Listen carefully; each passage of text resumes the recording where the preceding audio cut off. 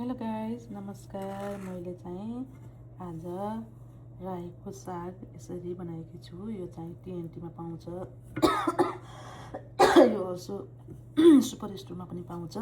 त्यसपछि मैले यहाँ हेर्न सक्नुहुन्छ चिकन यसरी बनाएकी छु। यो चाहिँ मेरो लौकी हो।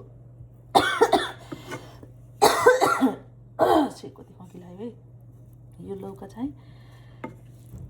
लौका चाहिँ मेक्सिकन लौका रहेछ। ल हेर्नुहोस् है, खासै केही राख्दिनँ। थोर जिरा पड्काएर यसमा चाहिँ 1 चम्चा घिउ पनि होइन, आधा चम्चा घिउमा जिरा पड्काएर थोरै बेसार र गार्लिक अनि ब्ल्याक पेपर र स्वादअनुसारको नुन राखेर यसरी मैले चाहिँ मेरो खानामा एड गर्छु। यो चाहिँ मेरो डिनरमा पनि यस्तै हुन्छ, लन्चमा पनि यस्तै हुन्छ। प्राय चाहिँ मैले सकभर 1 छाक मिल खाने गरेछु डेमा। किन भन्दा वेट चाहिँ साह्रै गेन भयो। अब चाहिँ बिस्तारै शरीरलाई चाहिँ ख्याल गर्न पर्यो। यो 40 कटेपछि चाहिँ हेर्नुहोस् शरीरमा विभिन्न समस्याहरू देखा पर्ने रहेछन्।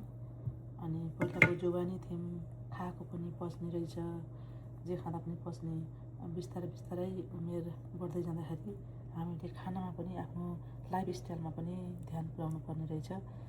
त्यही भएर अहिले चाहिँ मैले अब हेल्दी खानुपर्ने भयो भनेर शरीर ख्याल गरेकी छु।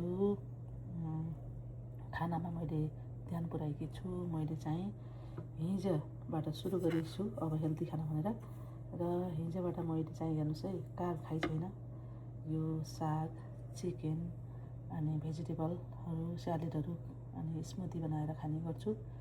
यस्तो नै मलाई आज हेर्नुहोस् 24 घन्टा बित्यो, खै अहिलेसम्म भोक फिल चाहिँ भएको छैन।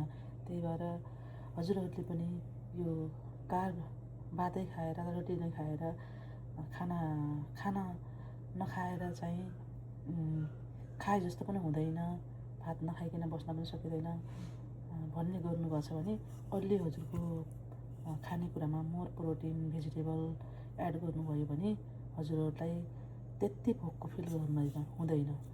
र चाहिँ मेरो आफ्नो अनुभव अनुसार हजुरहरूलाई मैले यो चाहिँ सेयर गरेकी छु। Thank you for watching guys. Have a good day.